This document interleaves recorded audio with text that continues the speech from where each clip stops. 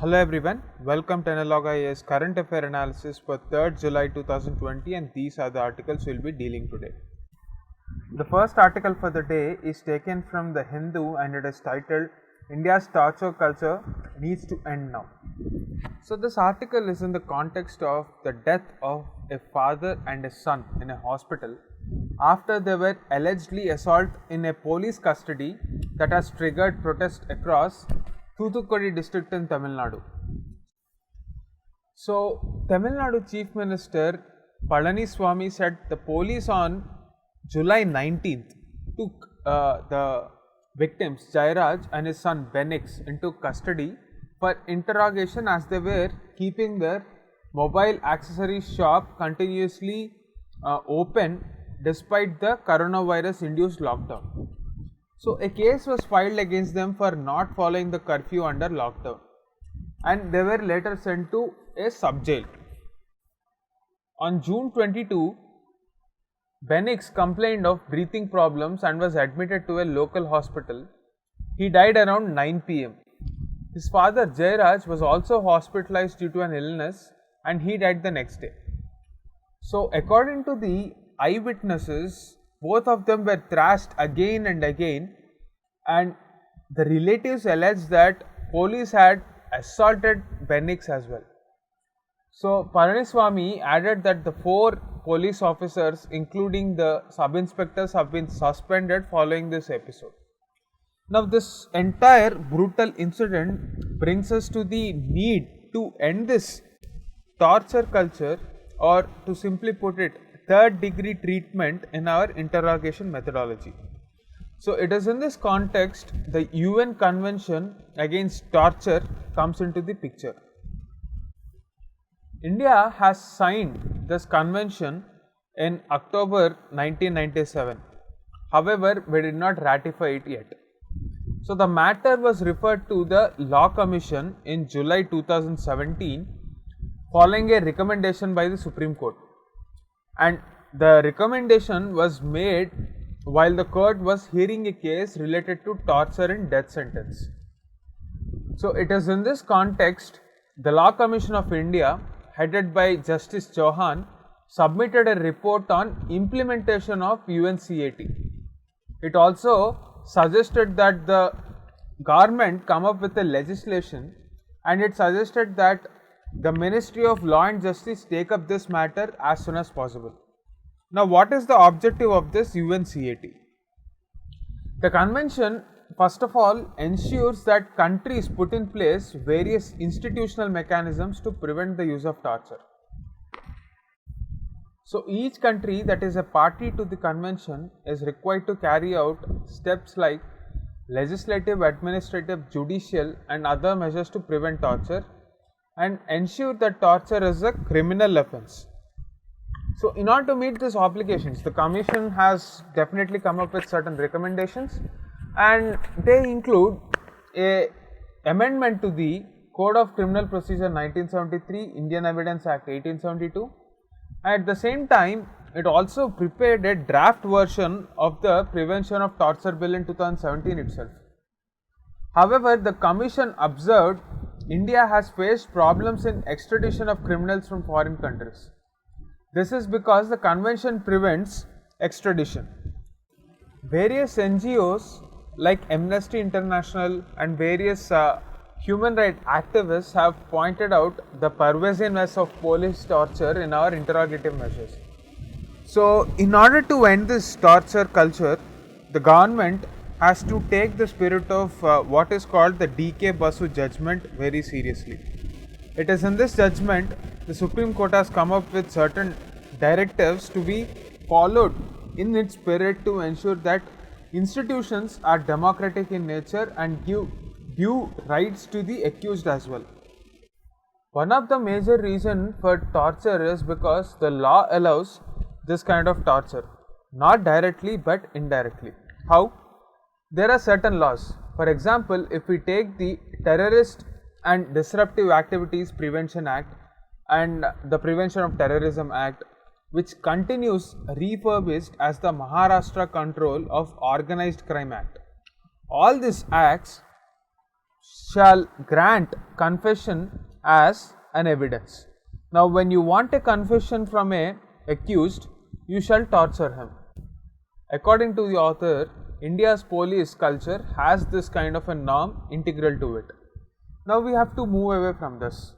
Policing has not only mainstreamed the upgrade to a newer technology like DNA analysis, at the same time it has stayed still in that colonial era kind of evidence laws, and it has allowed or given legality to this kind of provisions where confessions can be forced.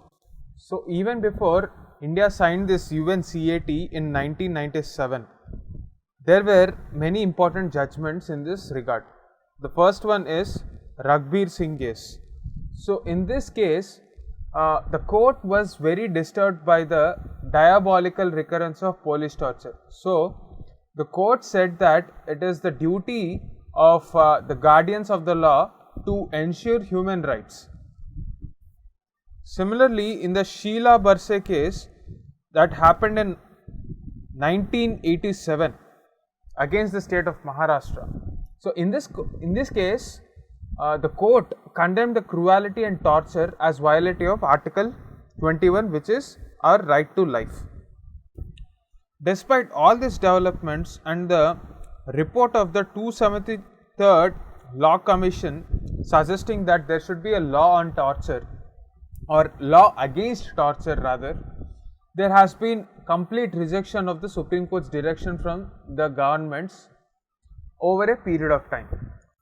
If we draw a comparison, we have the Black Lives Matters campaign that raised a lot of questions against police brutality in the United States, and it eventually became a global movement against all sorts of discrimination by democratic institutions against a segment of population anywhere across the world. So whether it is the Black Lives Matters campaign, or whether it is about protecting the rights of people in Hong Kong now, where China is trying to force its illegal methods on Hong Kong citizens for extradition into mainland China, all this kind of behavior makes it necessary for UN Convention Against Torture to become universal. It is in this regard that various stakeholders like say the bar, the media, the civil society, student groups, all of them should come together and enforce their pressure on the parliament to get this legislation passed. That is the gist of this article. The second article for the day is taken from the Live Mint and it is titled, "It's time for India to re-examine its economic policy framework." Now, even before the COVID-19 pandemic, Indian economy was under a slump. So there were worries that Indian economy would go into recession, and these fears were exacerbated after the COVID-19 pandemic. So the author opines that if we take a look at the measures taken by the government, most of the measures are to ensure that the businesses pick up, or to simply put it, they are supply side reforms. But if we take a close look at the kind of recession or the kind of slowdown we have had in our economy, it is mostly from the demand side. To put it exactly, what the author is trying to say is that people don't have enough money in their hands, and that is the reason why they are not procuring or buying things. The first step where the economy took a shock, according to the author, is demonetization. So this has actually worsened the situation, and especially with respect to decline in real wages, a rise in unemployment and a decline in consumption. This was the major effect of demonetization. This, however, has been largely ignored. The excessive focus on the supply side reforms, as you can see in the latest Atmanirbhar Bharat Abhiyan package, according to the author, will not do enough. So the excessive focus on the supply side interventions has hardly helped, because the focus should be rightly on the demand side. But to revive this, the government's fiscal health is not in a great position. So the same remedies are being tried again and again when it is drying up the demand in the market. This is because of the poorly planned lockdown, according to the author, and it has aggravated our economic crisis. So the government announced the Atmanirbhar Bharat Abhiyan package worth 20 lakh crores.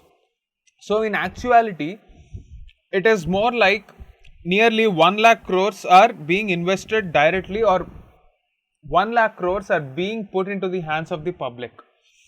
This kind of amount is grossly insufficient even in normal times to revive demand, forget a pandemic.